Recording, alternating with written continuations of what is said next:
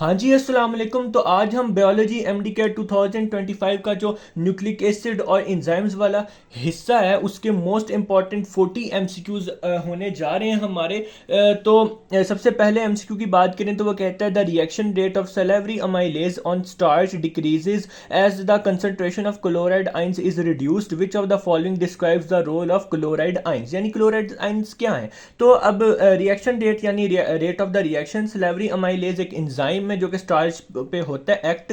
ठीक है, अगर इसकी जो रिएक्शन रेट है वो लेस हो जाता है अगर हम क्लोराइड आइंस को रिड्यूस हो जाएं अगर। सो वो कहते हैं फिर इसका मतलब क्लोराइड आइन क्या होते हैं। तो आपको पता है कोफैक्टर एक ऐसी चीज़ है नॉन प्रोटीन पार्ट इंजाइम का जो जिसके ज़रिए इंजाइम को हेल्प होती है अपने काम को यानी रिएक्शन रेट को जो उसने कैटलाइज होना होता है उसको इजीली और एफिशिएंटली होने में क्लोराइड आइंस जो है इंजाइम्स की हेल्प करता है यानी कोफैक्टर इंजाइम्स की हेल्प करता है। तो यहाँ पे वो कहता है कि जब क्लोराइड आइंस डिक्रीज हो गए हैं तो इससे रिएक्शन रेट कम हो गया है। इसका मतलब है कि क्लोराइड आइंस सलाइवरी अमाइलेज के लिए कोफैक्टर के तौर पे एक्ट हो रहे थे। तो लिहाजा इसका आंसर हमारे पास कोफैक्टर आ जाएगा। ठीक है, ये मैं ब्लैक से लगा देता हूँ कोफैक्टर।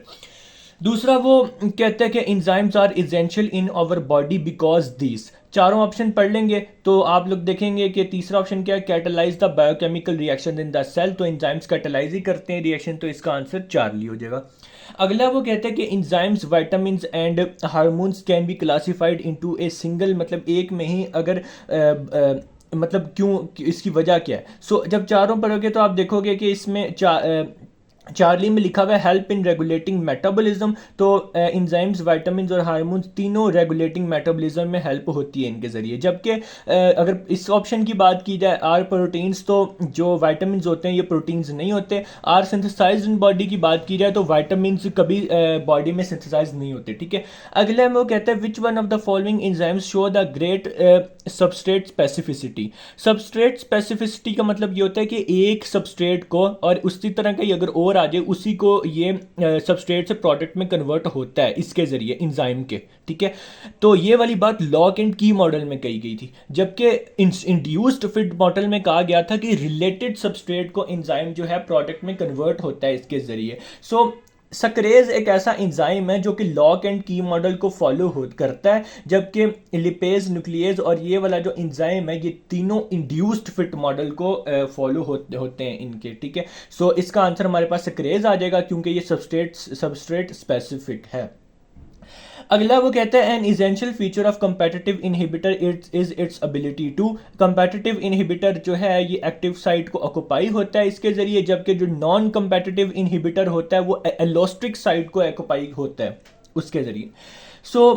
6 MCQ में कहता है optimum pH value for working of pancreatic, इसका बीटा था आंसर, पैंक्रियाटिक लिपेज। तो ऑप्टिमम पीएच पैंक्रियाटिक लिपेज की 9 होती है। ठीक है, ये आपने रट्टा ही मारना है। अगला वो कहता है it acts as a prosthetic group. Prosthetic group की एग्जांपल्स में हमारे पास heme group of cytochromes A3 B C ये सारे आ जाते हैं प्रोस्थेटिक ग्रुप की एग्जांपल में। ठीक है, आगे वो कहता है इट कंटेन्स नाइट्रोजीनस बेस। अब ग्लाइकोजन में नहीं होती, सेलुलोज में भी नहीं होती, हेमोग्लोबिन में भी नहीं होती। एटीपी आपको पता है एडिनोसाइन ट्राइफॉस्फेट, तो एडिनोसाइन नाइट्रोजीनस बेस है। इसी तरह साइटोसाइन, गुआनिन, थाइमिन, यूरासिल वो भी सारे नाइट्रोजीनस बेस होते हैं, तो लिहाजा इसका आंसर एटीपी है। अगला वो कहता है the non protein part of the enzyme which is covalently and permanently bonded, उसको हम प्रोस्थेटिक ग्रुप कहते हैं। अगला वो कहता है enzymes increase the rate of the reaction by decreasing the activation energy. ये उसके पॉइंट्स में ये बातें सारी लिखी हुई हैं। ठीक है, अगले वो कहता है कि all enzymes are derived from coenzymes. Coenzymes हमेशा विटामिन से डिराइव्ड होते हैं। अगला एमसीक्यू है the view that active site of an enzyme is flexible and when a substrate combines with it causes change in enzyme structure is known as. Active site is flexible, ये बात induced विट model में गई थी, जबकि जब बात थी कि एंजाइम सबस्ट्रेट स्पेसिफिक होता है ये लॉक एंड की मॉडल में कही गई थी। ठीक है, अब वो यहाँ पे द फिगर रिप्रेजेंट्स कौन सा इनहिबिटर। तो देखो यार ये वाली एक्टिव साइट है। ठीक है, अब ये वाला जो हमारे पास इनहिबिटर है ये एक्टिव साइट पर तो नहीं लग रहा है, ये पीछे लग रहा है। इसका मतलब है कि ये कौन सी साइट है, एलोस्ट्रिक साइट। ठीक हो गया। इलास्टिक साइड के ऊपर नॉन कंपेटिटिव इनहिबिटर लगता है, इसका आंसर नॉन कंपेटिटिव इनहिबिटर। अगला एमसीक्यूज है, how many nucleotides are there in transfer RNA. So याद रखो मैसेंजर आरएनए में जो न्यूक्लियोटाइड्स होते हैं वो वेरिएबल होते हैं, राइबोसोमल आरएनए में फिक्स्ड होते हैं, ट्रांसफर आरएनए में भी फिक्स्ड होते हैं। लेकिन अगर ट्रांसफर आरएनए की बात करें तो अगर एक के बारे में पूछे तो उसमें फिक्स्ड होंगे, लेकिन ओवरऑल यहाँ पे ओवरऑल पूछा गया how many nucleotides are in transfer RNA, तो ओवरऑल 75 से 90 होते हैं, क्योंकि किसी में 76 होते हैं, किसी में 81 होंगे, इस तरह वाला हिसाब होता है। ठीक है, सो अगर एक का पूछे तो उसमें फिक्स्ड होंगे, लेकिन ओवरऑल का बात करें तो 75 to 90 न्यूक्लियोटाइड्स। एमसीक्यू की बात करें तो वो कहते हैं all of the following are true for both DNA and RNA, यानी सब चीज़ें आरएनए डीएनए में हैं, कौन सी बात है जो गलत लिखी हुई है। ठीक है, सो इसको आप पढ़ोगे, pentose sugar nitrogenous base phosphoric acid तीनों में होता है, are nucleic acids and form by condensation of nucleosides ये दोनों में ठीक है, each containing 4 different types of nitrogenous bases ये भी ठीक है। तो last both are double standard, ये गलत है क्योंकि डीएनए डबल स्टैंडर्ड होता है, आरएनए सिंगल स्टैंडर्ड होता है, लिहाजा इसका आंसर होगा डेल्टा।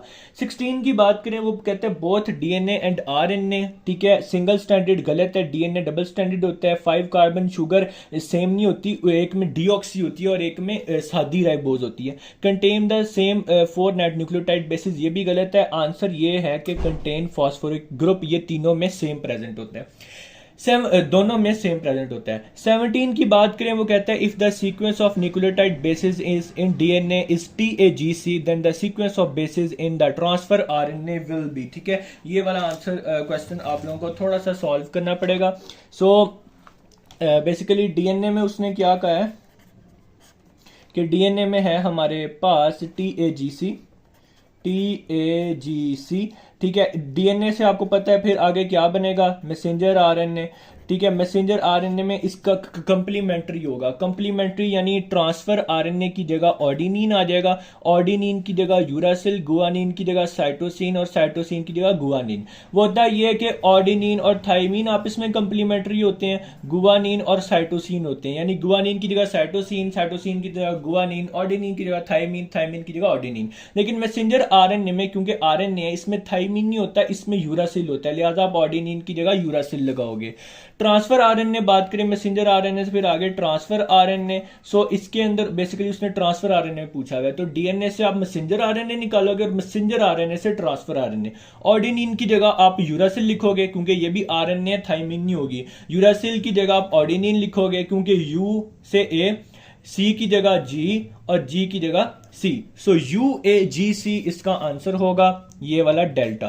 अगला वो कहता है which answer choice matches the functions listed to the correct RNA types. So अगला integrate a codon as an amino acid, ये वाला फंक्शन ट्रांसफर आरएनए का होता है। ये हमारे पास पहला ऑप्शन ट्रांसफर आरएनए में डेल्टा में और चार्ली में दिया गया है, सो अल्फा और बीटा क्रॉस कर लिए। बाइंड टू जीन ट्रांसक्रिप्ट, ये फंक्शन होता है राइबोसोमल आरएनए का, तो ये हमें राइबोसोमल आरएनए दूसरे पे दिया गया, लिहाजा इसका आंसर डेल्टा होगा। तीसरा भी हम पॉइंट देख लेते हैं, contains the information for assembling a protein, ये मैसेंजर आरएनए की होती है, लिहाजा इसका आंसर डेल्टा है। आगे वो कहते हैं messenger RNA have AUG for methionine what will be present on transfer RNA. ठीक है, इस दफा उसने हमें, अब आपको मैं बता दूं, डीएनए से मैसेंजर आरएनए, मैसेंजर आरएनए से ट्रांसफर आरएनए, इस दफा उसने मैसेंजर आरएनए दिया है और उसने कहा है कि ट्रांसफर आरएनए का हमें आप बताओ। ठीक हो गया, सो मैसेंजर आरएनए का उसने क्या दिया है, AUG,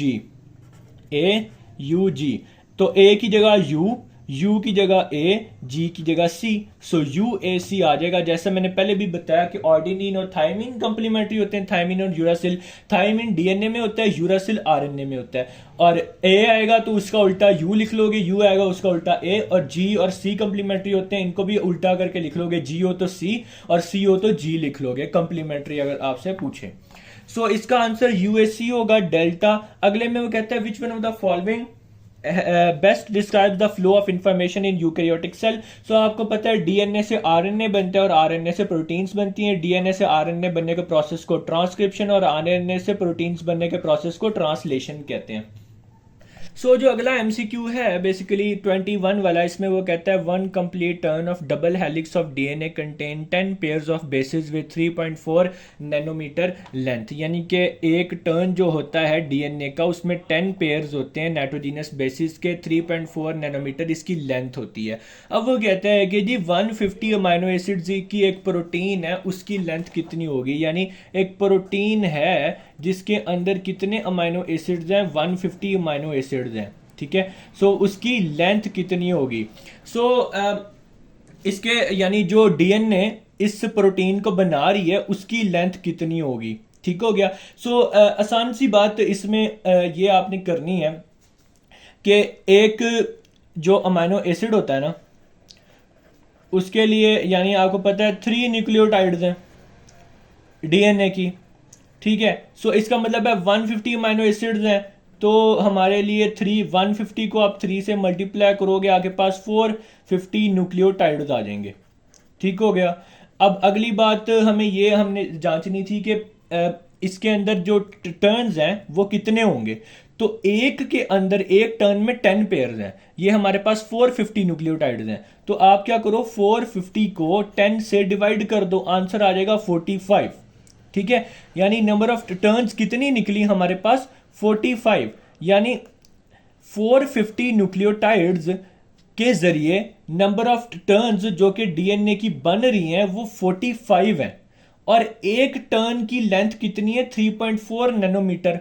तो 45 टर्न्स की लेंथ कितनी होगी, 45 को 3.4 से मल्टीप्लाई करो, आपके पास आंसर आएगा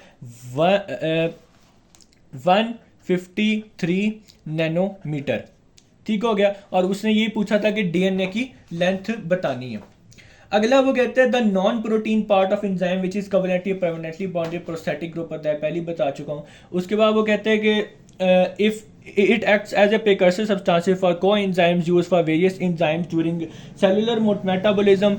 so coenzymes के precursor substances vitamins होते हैं, ठीक है। ये मैं निशान लगा दूं, इसका अल्फा था, इसका जो है 153 नैनोमीटर है।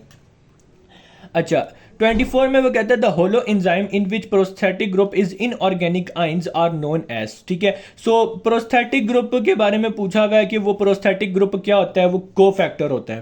प्रोस्थेटिक ग्रुप एक को फैक्टर है। अगला एंजाइम है 20 एमसीक्यू है 25 an enzyme accelerates a metabolic reaction by lowering the activation energy, आसान सी बात है। 26 में वो कहते हैं according to the model the active site of enzyme is modified as substrate interacts with enzyme induced fit model. यानी जब सबस्ट्रेट अटैच होता है एक्टिव साइट पे तो एक्टिव साइट जो है वो मॉडिफाई हो जाती है, यानी वो फ्लेक्सिबल होती है तो मॉडिफाई होगी ना, तो ये इंड्यूस फिट मॉडल ने कही थी। अगला वो कहते हैं enzyme B requires Zn plus in order to catalyse the conversion of substrate X the zinc is best identified as, यानी ये Zn2+ क्या है, एक्टिवेटर जो होते हैं ना ये भी बेसिकली को फैक्टर होते हैं, लेकिन इसकी इनकी खास बात ये होती है ये मेटल आइंस होते हैं। जिंक एक मेटल है तो यहाँ पे Zn2+ लिखा हुआ है, मेटल का केटाइन है, सो इसका आंसर एक्टिवेटर आएगा। को फैक्टर भी आंसर हो सकता है लेकिन यहाँ पे स्पेसिफिक आंसर को चूज करना है एमडीकैट में, लिहाजा एक्टिवेटर आंसर आएगा। 28 में वो कहता है what is the effect of increasing substrate concentration on the degree of inhibition of an enzyme catalyse reaction, ठीक है। अगर हमने सबस्ट्रेट की कंसंट्रेशन बढ़ा दी है तो क्या फर्क पड़ेगा। कंपेटिटिव इनहिबिशन की बात करें तो वो डिक्रीज हो जाएगी, क्योंकि कंपेटिटिव इनहिबिशन में ये होता है कि अगर आप सबस्ट्रेट बढ़ाते जाओ तो उसकी इनहिबिशन कम हो जाती है। नॉन कंपेटिटिव पे कोई फर्क नहीं पड़ता, वो नो चेंज, क्योंकि वो वैसी अलॉस्ट्रिक साइड पे लगता है, तो जितना मर्जी आप सबस्ट्रेट बढ़ाते जाओ सबस्ट्रेट एक्टिव साइड पे लग भी जाएगा, तो पीछे लॉस्टिक साइड पे नॉन कंपेटिटिव इनहिबिटर अटैच है, वो उससे प्रोडक्ट में कन्वर्ट नहीं होने देगा। What about enzymes is wrong. Proteins in nature होते हैं, कैटलिस्ट होते हैं, थर्मोलबाइल इसका आंसर है। थर्मोलबाइल किसी ऐसे सब्सटेंस को कहते हैं जिसके ऊपर टेम्परेचर का इफेक्ट नहीं होता, जितना मर्जी टेम्परेचर दिए जाओ कोई फर्क नहीं होता, तो ये गलत है। एंजाइम्स थर्मो सेंसिटिव होते हैं, टेम्परेचर बढ़ाने से ये डी नेचर हो जाते हैं, तो इसका आंसर अल्फा होगा कि उसने पूछा गलत कौन सा इनमें से, थर्मोलबाइल आंसर है। आगे वो कहता है 30 में both of them can be used again and again, so enzymes and coenzymes can be used again and again.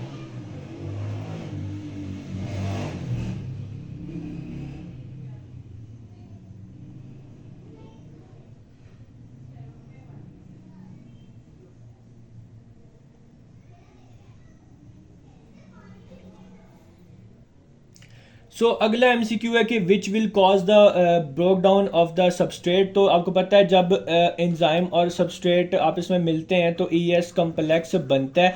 So ES complex बनेगा तो आगे जो सबस्ट्रेट है वो ब्रोक डाउन होगा, तो लिहाजा इसके आंसर में एंजाइम सबस्ट्रेट कम्प्लेक्स आएगा। अगला वो कहता है extreme changes in pH causes denaturation of enzyme by breaking. Extreme changes in pH करने से आयनिक बॉन्ड टूट जाता है, ठीक है, और ये इसका आंसर होगा। अगला 33 में वो कहता है the catalytic activity of an enzyme is restricted to a small portion of structure known as active site. इसकी डेफिनेशन है salivary amylase can digest starch optimally at. Starch जो स्लेवरी अमाइलेज है वो स्लाइटली एसिडिक होता है, इसका answer alpha होगा, ठीक है। What is ribozyme? राइबोजाइम एक आरएनए होता है जिसके पास एंजाइमेटिक एक्टिविटी होती है, यानी बीटा आंसर है। अगले में वो कहता है the type of inhibition in which inhibitor has no structural similarity to substrate and it binds to a site other than active site, यानी एलोस्टिक साइट वो नॉन कंपेटिटिव रिवर्सिबल इनहिबिशन है। 37 में वो कहता है the inhibitor that binds tightly to the enzyme and destroys the globular structure, उसे हम irreversible inhibitor कहते हैं। 38 में वो कहता है enzyme succinate dehydrogenase convert succinate into fumarate, ये आपने याद रखना है। At high temperature the rate of enzyme action decrease because of the increase. Temperature increase करने से क्या होता है? ऑल्टर्स द एक्टिव साइट, तो उसकी वजह से एंजाइम डीनेचर हो जाता है। लास्ट एमसीक्यू है which statement about the enzyme is not true. इसका answer they are non specific in their action होगा। एंजाइम हमेशा स्पेसिफिक होते हैं अपने एक्शन में, ठीक है, और बाकी तीनों बातें ठीक लिखी हुई हैं कि वो तो होता ही, लेकिन उसने नॉट ट्रू पूछा है इसलिए हम डेल्टा आंसर करेंगे। आपने जब भी एमडीकैट के एमसीक्यू सॉल्व करने हैं तो आपने ऊपर जो स्टेटमेंट है उसे गौर से पढ़ना है। अच्छा, तो हमारे इसके एमसीक्यूज खत्म होते हैं। इसी तरह मैं और एमसीक्यूज शेयर करता रहूंगा आगे। अल्लाह हाफिज।